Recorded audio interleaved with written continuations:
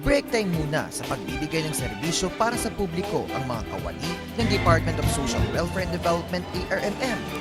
Sa isang araw ng Family Day, nagsaya at nagkakaisa ang mga empleyado ng ahensya. Naglaan ng mga palaro at salo-salo. Out of the 365 days we have in 1 year, I think it is only right to devote at least one day, one special day to our family members, actually our heroes. I know this is not enough. Marami pa. There are more things to come on how we want to show our appreciation to the hard work of all our employees. Ang Family Day ay aktibidad ng DSWD ARMM upang mas mapagtibay ang samahan at pagkakaisa ng mga kawani sa pagbibigay ng serbisyo publiko sa mga mamamayan ng Autonomous Region in Muslim Mindanao.